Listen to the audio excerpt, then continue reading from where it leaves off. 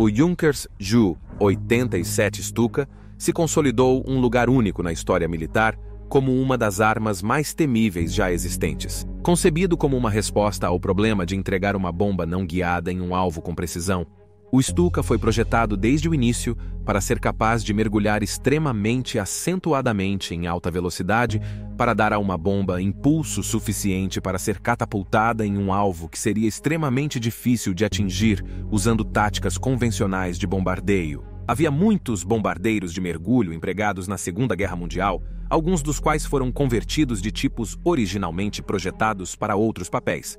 Mas foi o Stuka, com sua forma distintiva, quase semelhante a um abutre, que passou a simbolizar o tipo. Os Stukas foram empregados em quase todos os teatros de guerra entre os aliados e a Alemanha nazista, e quando a Luftwaffe tinha superioridade aérea, era uma arma incrivelmente eficaz, destruindo navios, pontes e tanques com uma precisão perturbadora. Reconhecendo o medo que a aeronave incutia nos aliados, os alemães procuraram capitalizar isso, instalando sirenes, conhecidas como trombetas de Jericó nas asas, dando ao Stuka seu uivo distintivo. Mesmo que as infelizes almas no chão sobrevivessem ao ataque, muitas ficavam em estado de choque e para sempre ouviam aquele terrível barulho em seus pesadelos. No entanto, à medida que a Luftwaffe perdia o controle do ar para os aliados numericamente superiores, o Stuka foi uma das primeiras aeronaves a sofrer a inversão de fortuna da Força Aérea Alemã. Era lento, com pouca blindagem e armamento insuficiente quando comparado à nova geração de caças e aviões de guerra aliados. Mas, enquanto o design da aeronave tinha uma série de fraquezas que os aliados poderiam explorar,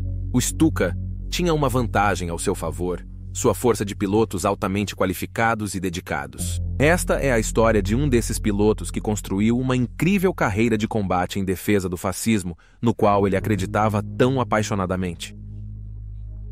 Esta é a história de Hans-Ulrich Rudel, o as do Stuka, que destruiu mais de 500 tanques durante sua carreira de guerra. Bem-vindo às guerras do mundo.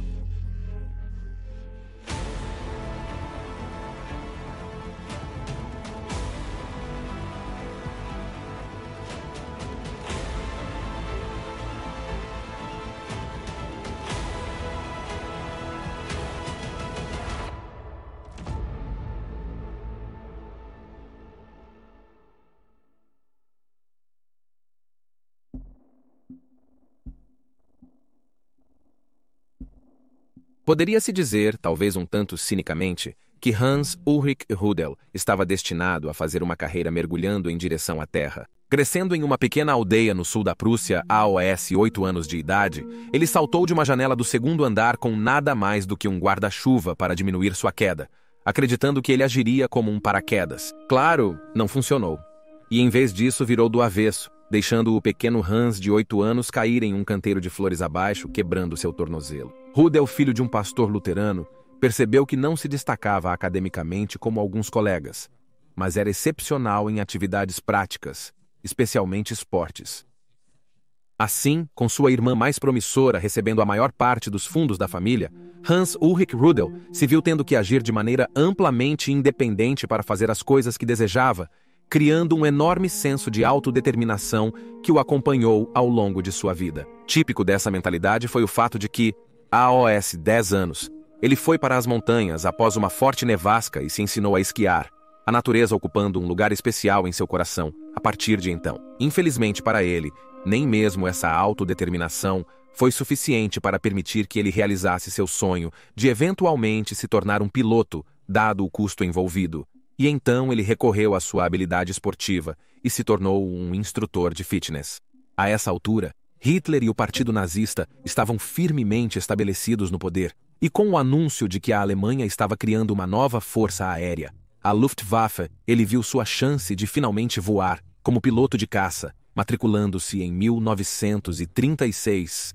Ele era frequentemente ostracizado por seus colegas de classe, pois, em vez de participar das sessões de bebedeira e festas noturnas, ele preferia permanecer sóbrio, tendo um gosto por leite e adotando um estilo de vida rigoroso e disciplinado, resultado de sua educação luterana. Em vez do ágil e rápido caça Messerschmitt Bf 109 que ele esperava, Rudel se viu pilotando tipos de reconhecimento e fotografia aérea como observador, quando a Alemanha invadiu a Polônia em 1º de setembro de 1939. Embora fosse uma missão crítica, Rudel nunca a apreciou e procurou, em vez disso, encontrar uma maneira de se envolver na luta, seja em um caça ou em um bombardeiro. Servindo em uma unidade de treinamento em 1940, ele foi poupado tanto dos sucessos quanto dos banhos de sangue nas batalhas pela França e Grã-Bretanha, e depois de solicitar para se juntar a uma unidade de combate no início de 1941, ele começou a treinar para se juntar à Força de Bombardeiros de Mergulho, centrada no Junkers-Ju 87. Mesmo após completar seu treinamento, no entanto, ele ainda se viu relegado a mais treinamento e deveres de segunda linha, mesmo enquanto a Alemanha invadia os Balcãs e a Grécia para sua grande frustração. No entanto, o destino estava prestes a lhe dar uma nova mão para jogar, e ele teria a oportunidade de demonstrar ao mundo sua habilidade como piloto de Stuka. Ao contrário do exército ou da marinha alemã, a Luftwaffe era muito uma criação dos nazistas, chegando ao poder em 1933, e como tal suas fileiras eram frequentemente preenchidas por fascistas comprometidos, dos quais Hans Ulrich Rudel era um. Como tal, ele, como muitos nazistas, acreditava que a Alemanha não tinha escolha senão destruir o comunismo para alcançar o destino da Alemanha, e isso significava guerra com a União Soviética. Dada a escala da Operação Barbarossa, todos os pilotos disponíveis eram necessários para operações de combate, e assim Rudel finalmente teve a chance de entrar em combate em apoio a Hitler, a quem ele idolatrava. Atacando a partir da Polônia, ocupada em 22 de junho de 1941, a Operação Barbarossa provou ser um ambiente rico em alvos para as unidades Stuka, pois elas bombardeavam e metralhavam estradas e pontes ferroviárias. Quase tudo era um alvo justo, e com tanta demanda sendo colocada em seus serviços, pilotos Stuka, como Rudel, frequentemente se encontravam sendo chamados para voar em missões repetidas até 19 horas por dia, durante qualquer luz do dia disponível. O Stuka era muito mais uma arma destinada a apoiar o exército do que como uma aeronave de ataque ao solo de propósito geral. Em uma época em que os caças voavam entre 350 e 400 milhas por hora, o Stuka seguia a cerca de 250 dependendo de sua carga de guerra, que muitas vezes consistia em uma única bomba de 250 kg sob a fuselagem e 4 bombas menores sob as asas. Pilotos do Stuka como Rudel avistavam alvos através de uma janela no chão, depois rolavam sua aeronave completamente em um mergulho, às vezes tão íngreme quanto 90 graus. Durante o mergulho, o Stuka anteriormente lento aceleraria exponencialmente, levando os projetistas a incorporar freios de mergulho sob a asa que se estendiam automaticamente, controlando a velocidade do mergulho para pouco mais de 350 milhas por hora, dando ao piloto tempo para alinhar seu ataque. Após soltar suas armas, o piloto e seu único artilheiro no cockpit traseiro experimentariam forças G punitivas enquanto eram retirados do mergulho de alta velocidade. Foi muito cedo na Guerra de Rudel que ele se faria um nome. Em setembro de 1941, as tropas alemãs estavam se aproximando de Leningrado quando começaram a sofrer pesados bombardeios de um dos poucos encouraçados da Marinha Vermelha, o Murat, operando no canal de Leningrado. Rudel estava entre vários pilotos enviados para silenciar as armas do encouraçado de 24 mil toneladas, pegando o Murat em 16 de setembro. Durante o ataque, Rudel e outro Stuka fizeram um mergulho extremamente íngreme no navio russo. Soltando bombas perfurantes de armadura de 1000 libras, o outro Stuka quase perdeu o alvo, mas a bomba de Rudel acertou em cheio, causando imenso dano ao encouraçado.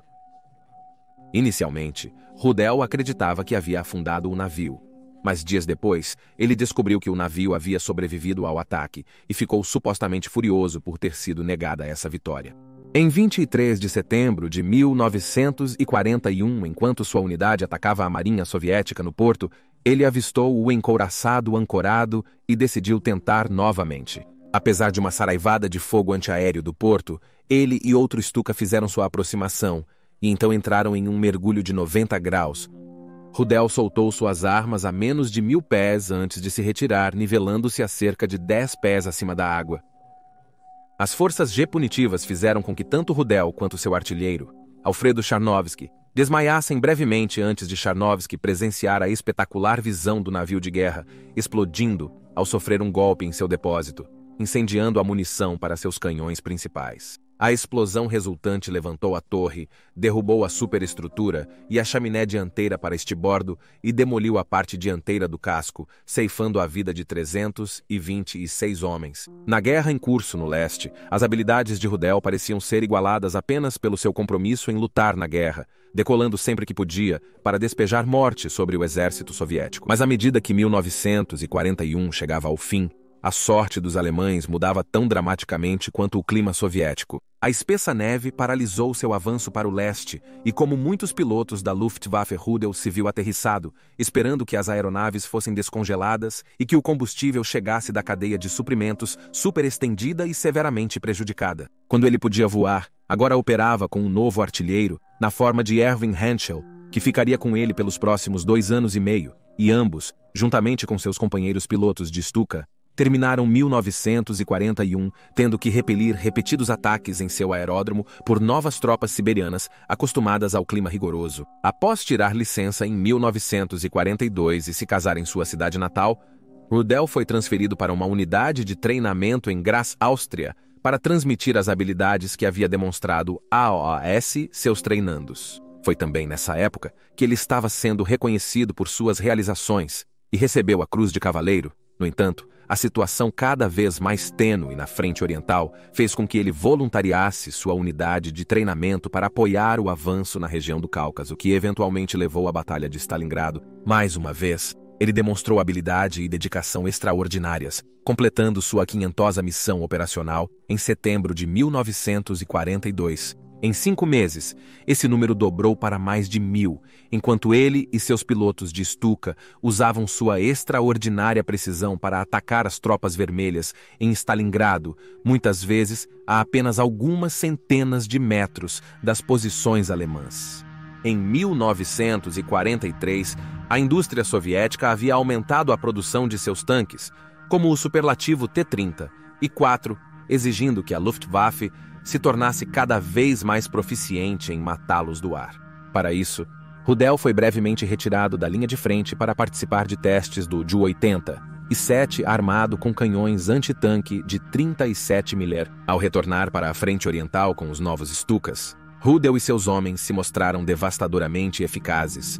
Ao despachar tanques durante a Batalha de Kursk, em 1943, que veria a maior batalha de tanques da história. No primeiro dia sozinho, Rudel derrubou 12 tanques soviéticos, voando para atacar à altura das copas das árvores, onde o Stuka era difícil de ser visto e tinha uma precisão notável com as novas armas. Destacando sua proficiência como destruidor de tanques, em 25 de novembro de 1943, ele foi enviado para encontrar Hitler pessoalmente na sede do Covil do Lobo, onde o Führer o premiou com espadas para sua Cruz de Cavaleiro depois que ele destruiu seu 100-degree tanque soviético. Em março do ano seguinte, sua unidade estava operando ao norte de Odessa quando um dos pilotos mais inexperientes se viu sob ataque de caças soviéticos. Em pânico, ele voou para trás das linhas soviéticas para escapar deles. E então Rudel foi atrás dele, encontrando o Stuka que havia caído em um campo, mas sua tripulação estava viva e acenando para ele. Ele, portanto, tentou pousar nas proximidades na tentativa de pegá-los, mas infelizmente para ele, o solo se mostrou tão macio que sua aeronave ficou presa, e agora tanto ele quanto Henschel estavam presos atrás das linhas inimigas também. Os 4 tripulantes do Stuka tentaram chegar às linhas alemãs do outro lado do rio Nester, mas na tentativa, eles perderam de vista Henschel, que acabou se afogando na tentativa. Os 3 restantes então seguiram em frente, mas se depararam com um grupo de soldados russos armados com metralhadoras, que exigiram a rendição deles. Os outros 2 aviadores levantaram os braços, mas Rudel não tinha vontade de passar algum tempo em um campo de prisioneiros soviético e decidiu fugir, sendo atingido no ombro por fogo inimigo enquanto fugia. Ele conseguiu caminhar mais 30 milhas antes de alcançar as linhas alemãs, para a grande alegria de seus homens. O incidente apenas consolidou ainda mais Rudel como um herói da Alemanha nazista, e mais recompensas foram concedidas a ele. Temeu-se o dano ao moral caso ele fosse morto. Hitler ordenou que ele parasse de voar em missões operacionais, mas após os apelos de Rudel em contrário, o Führer revogou a ordem. No entanto, a única ressalva era que ele nunca mais tentasse pousar e pegar pilotos da Luftwaffe abatidos. Portanto, Rudel retornou ao voo operacional, mas agora a guerra no céu tinha se voltado a favor dos aliados, com até mesmo o céu sobre a Alemanha, infestados de caças e bombardeiros aliados. Os Stukas, que uma vez haviam causado tanto medo, agora eram alvos fáceis para os Mustangs Spitfires e caças Yak-9, e Rudel estava achando cada vez mais difícil realizar qualquer operação em defesa do moribundo Terceiro Reich. Em um caso arrepiante, seu voo de 19 Stukas foi atacado por mais de 100 P-51 Mustangs, e foi apenas a liderança de Rudel que os salvou de serem aniquilados.